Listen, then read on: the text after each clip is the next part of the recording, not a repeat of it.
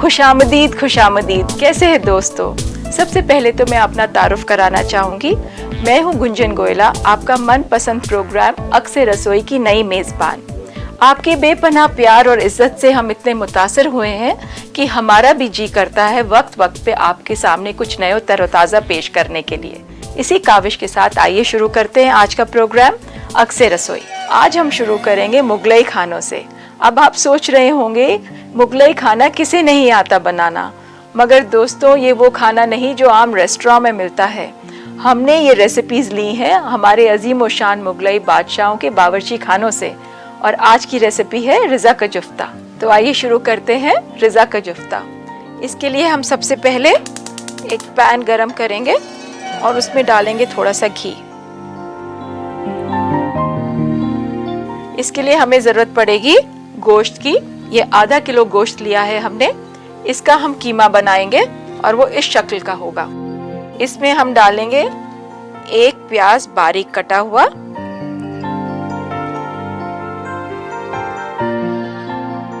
काली मिर्च,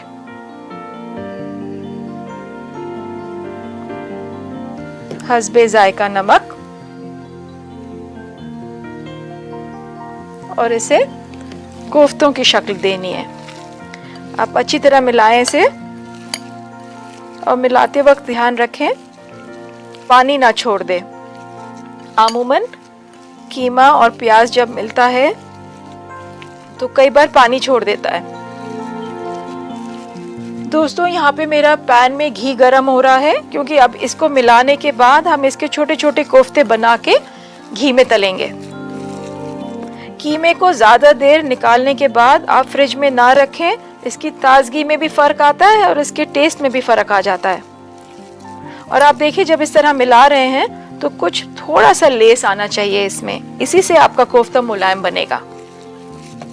अब ये तैयार है हमारा कीमा कोफ्तों के लिए। छोटे छोटे बॉल बनाइए हाथ से।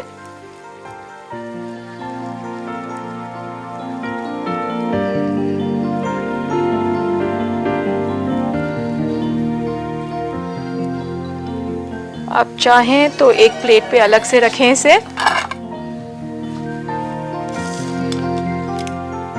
अगर इसमें फैट आप डाल दें तो कोफ्ता और नरम बनेगा, मगर ज्यादा फैट भी नुकसान देती है, तो इस बात का ध्यान रखें।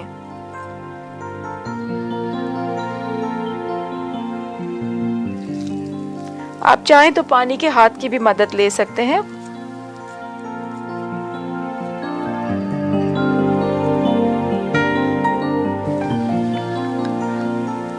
आप देखिए मेरे कुछ कोफ्ते तैयार हो गए हैं, तो मैं इन्हें फ्राई करने के लिए डाल रही हूँ।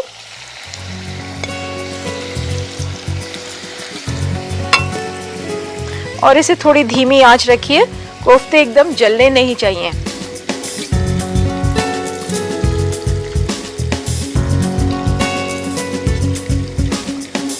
दोस्तों अगर इसमें आप अंडा मिलाना चाहें और इसमें सेंटर फिलिंग भी करें तो एक आपके अच्छे कबाब या स्नैक या स्टार्टर भी बन सकते हैं इससे। चिकन कीमा में भी आप ट्राई करें तो उसके कोफ्ते भी लाजवाब बनते हैं। इसी तरह आप कीमे को लें चिकन का कीमा करके, उसमें थोड़ा सा अंडा मिलाएं, थोड़ा नमक, प्याज, लहसुन, हरी मिर्च और छोटे छोटे कोफ्ते बनाएं। आपके दोस्तों को बहुत पसंद आएंगे। तो ये हमारे हो गए हैं कोफ्ते तैयार।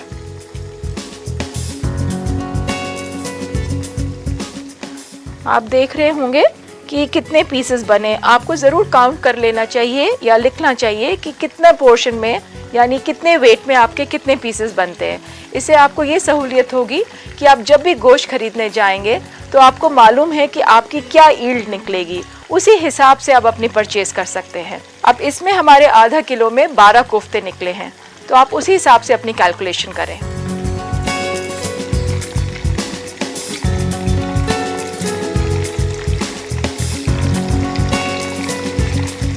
आप इसका ध्यान रखें कि आग बहुत तेज़ ना हो। गोश्त बहुत जल्दी लगता है और प्याज खास तौर से आप देख भी रहे होंगे, प्याज सबसे पहले पक जाता है। मैं एक तरफ और ये डाले दे रही हूँ।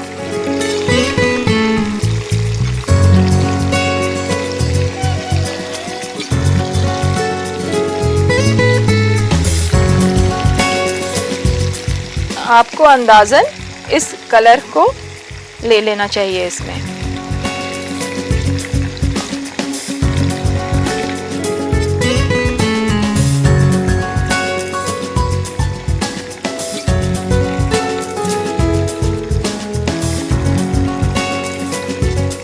दोस्तों, यहाँ मैं आपको एक टिप देना चाहूँगी। आप एक बार कोफ्ते तल के निकाल लें, 2-4 मिनट उसे प्लेट में ठंडा होने दें और फिर एक बार फ्राई करें। इससे आपका कोफ्ता कभी टूटेगा नहीं और कोफ्ते में करारपन रहेगा। तो फिर हम एक बार फिर से शुरू करते हैं।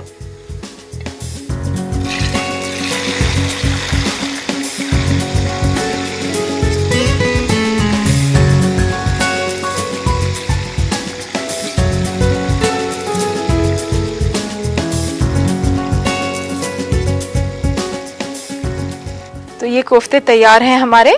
अब हम बनाएंगे इसकी ग्रेवी। इसके लिए हमें ज़रूरत होगी एक पैन की और थोड़ा सा घी हम इसमें से ये पैन में डालेंगे। दोस्तों, इस बात का ख्याल रखें कि घी या तेल जिसमें भी आप फ्राई करें, ग्रेवी आप उसी में बनाएं, क्योंकि इसमें इसका एक फ्लेवर भी आता है। मैं यहाँ लगाती हूँ इसे।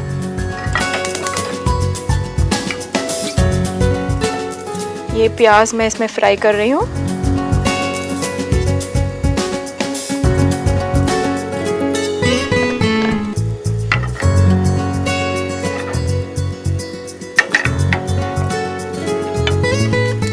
इसके लिए ज़रूरत होगी हमें कुछ टोमेटो प्यूरी की, आलू बुखारा, खुबानी, बादाम पेस्ट, थोड़ा सा पिस्ता। आप देख ही रहे हैं कि ये मुगलई खाना है, पिस्ता और बादाम दोनों पड़ेंगे इसमें। बादाम पेस्ट बनाने के लिए आप बादाम को गर्म पानी में ब्लांच करें, उसका छिलका उतारें और चाहे तो उसी पानी में बादाम को मिक्सी में चला के इस शक्ल में बनाएं। पेस्ट बिल्कुल महीन होना चाहिए। जैसा कि आप जानते हैं, बादाम आँखों के लिए कितना मुफीद है। इसमें विटामिन ई भी है, इसमें कैल्शियम भी है।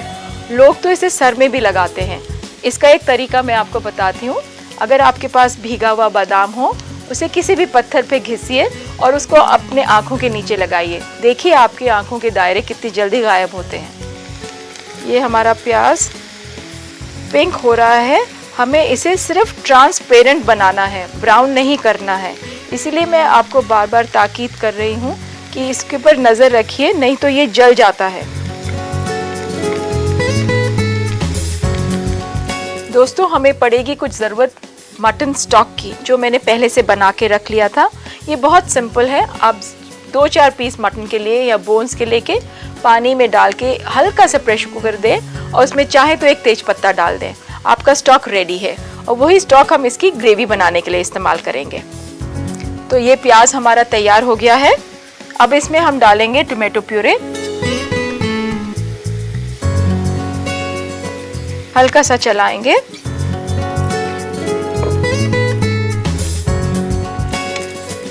और इसमें डालेंगे आमंड पेस्ट।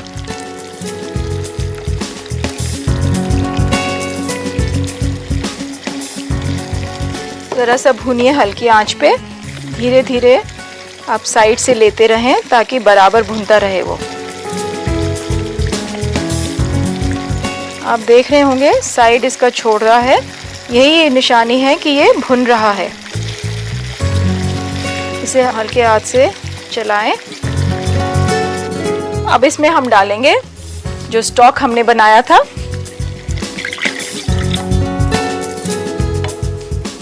खुबानी,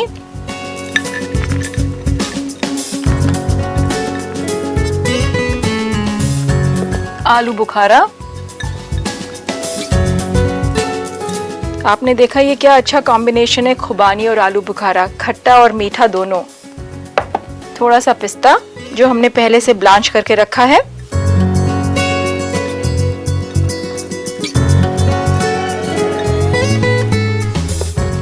नमक हस्बे जायका,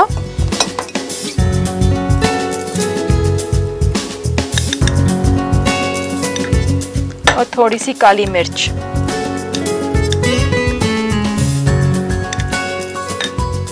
इसको 2-4-5 मिनट पकने दीजिए ताकि आलू बुखारा और खुबानी गल जाएं। अब इसमें आपके पास पिस्ता, बादाम, खुबानी और आलू बुखारा सभी का एक बहुत अच्छा कॉम्बिनेशन बन गया है। आप कलर भी देखें तो इसका रेड एंड वाइट कलर आया है, बिल्कुल लगता है ना मुगल बावर्ची खाने से। बस इसे ज़रा सा पकाएंगे कि आलू बुखारा और खुबानी कुछ नरम हो जाए। तो दोस्तों ये ऑलमोस्ट तैयार है। इसमें मैं डाल रही हूँ कोफ्ते।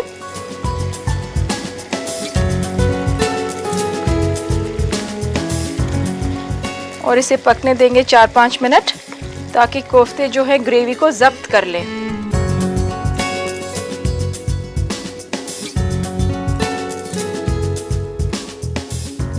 तो दोस्तों हमारा रिज़ा का जुफ्ता तैयार है। अब हम इसे परोसते हैं एक अच्छी सी डिश में।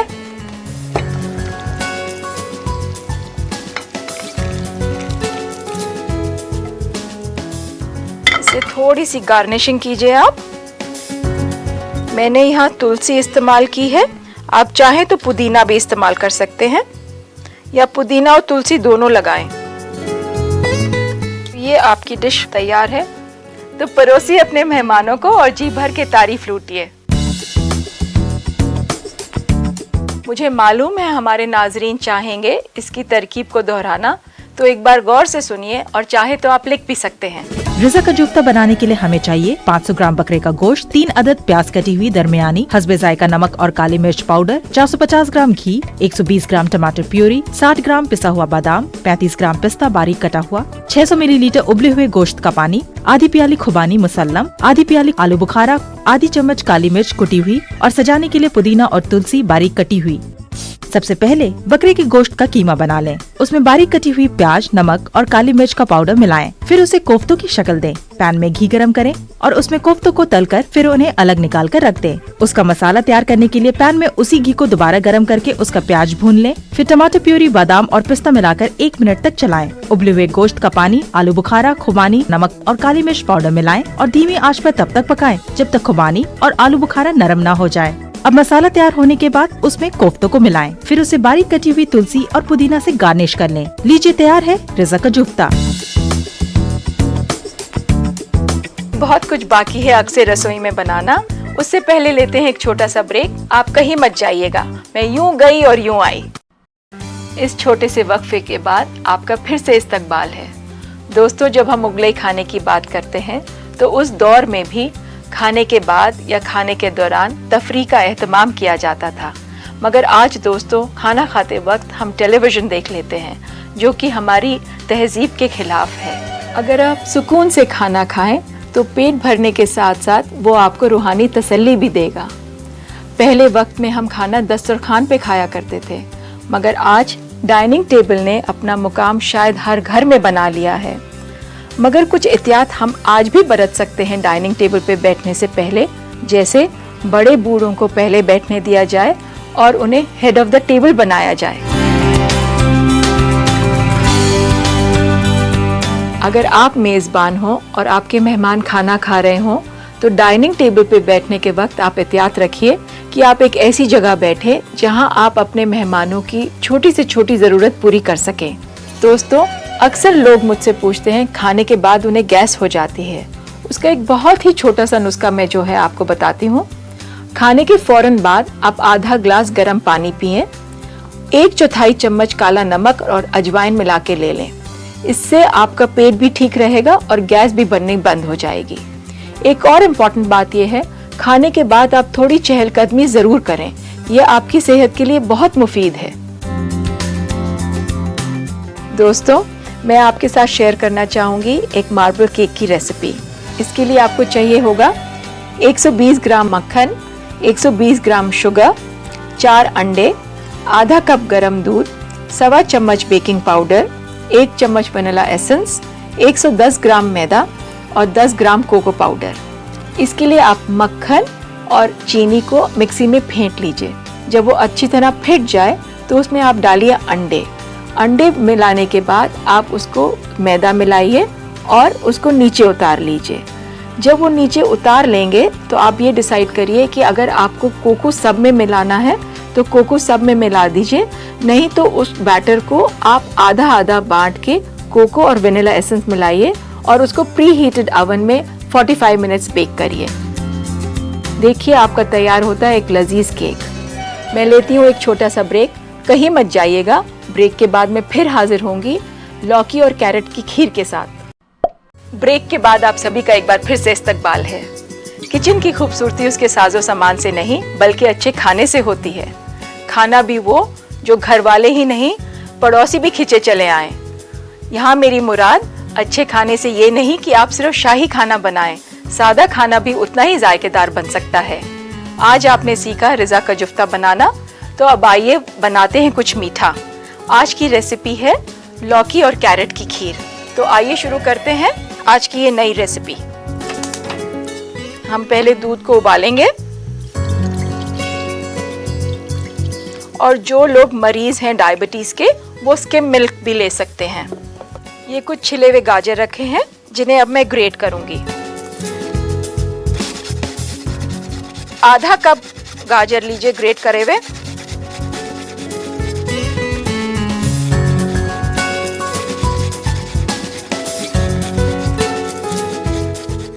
तो अब हम लेंगे घिया और इसको करेंगे पील।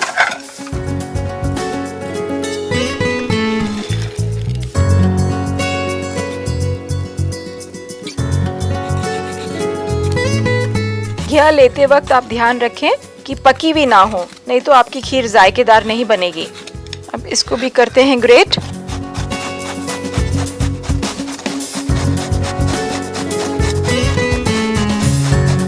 ये हो गया है, इसको डालेंगे हम अब दूध में।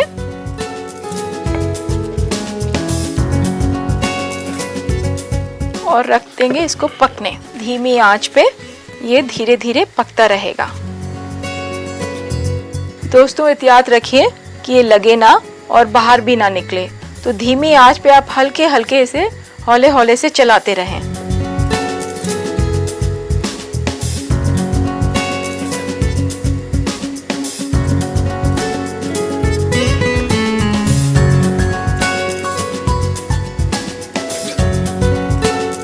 अगर आप इसे बहुत धीमी आंच पे पकाएंगी तो ये खीर भी गाढ़ी हो जाएगी और कुछ कुछ खोए जैसा टेस्ट भी आने लगेगा इसमें। दोस्तों इसमें पकने के बाद हम डालेंगे कुछ बादाम, किशमिश, इलायची पाउडर। आप चाहें तो आप केसर भी डालें। मैं डाल रही हूँ चीनी, मगर अगर आप चाहें तो आप शुगर फ्री भी डाल सकते हैं इसमें। अगर आप डाइटिंग पे हैं या वेट कंट्रोल कर रही हैं तो आप इसको स्किम मिल्क में भी बना सकते हैं। और गाजर और घिया तो वैसे ही डाइटर्स का खाना है। अब आप देख रहे हैं ये काफ़ी गाढ़ी हो रही है और मैं इसको साइड में इसीलिए चला रही हूँ ताकि ये कहीं से लगे ना। दूध अगर एक बार लग गया तो उसको आप किसी भी तरह से ठीक नहीं कर सकते। तो बहुत एहतियात बरतिए जब भी आप कभी किसी दूध के कोई आइटम बना रहे हों। अक्सर घरों में जब मीठा बनता है तो ज़ियाबतीस यानी डायबिटीज़ के पेशेंट अपने आप को किनारा कर लेते हैं, मगर ये एक ऐसी डिश है जिसे आप आराम से परोस सकते हैं। करना कुछ नहीं है, स्किम मिल्क लेना है आपको, रिप्लेस करना है फुल फैट क्रीम के लिए और शुगर को रिप्लेस करना है शुगर फ्री से। बस डालिए और परोसिए। तो अब हमारी खीर तैयार है। चीनी आपके हस्बे जायका, थोड़ा सा कार्डमम पाउडर,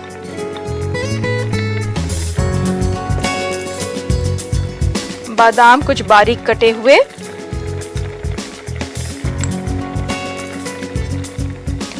थोड़ी किशमिश।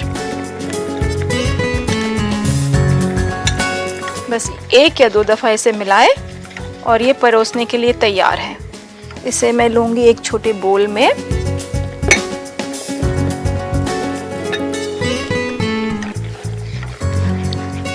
चीनी डालने के बाद एक दो दफ़ा ज़रूर चलाएं ताकि चीनी अच्छी तरह जज्ब हो जाए उसमें।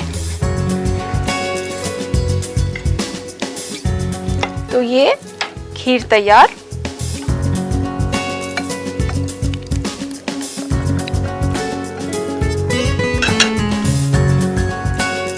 आप चाहें तो इसे डेकोरेट कर सकते हैं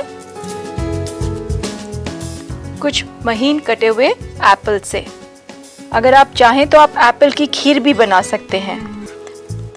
तरीका वही है, एप्पल को ग्रेट करिए और दूध में पकाइए। एप्पल का अपने आप जो मीठा है उसी से आप उसका एक अपना जायका देगा, और चाहें तो आप चीनी अवॉइड भी कर सकते हैं। तो लीजिए दोस्तों, आज की स्वीट डिश तैयार है। हल्की सी इलायची बुरकी, एक कलर आ जाएगा ऊपर। तो ये है लौकी और कैरेट खीर।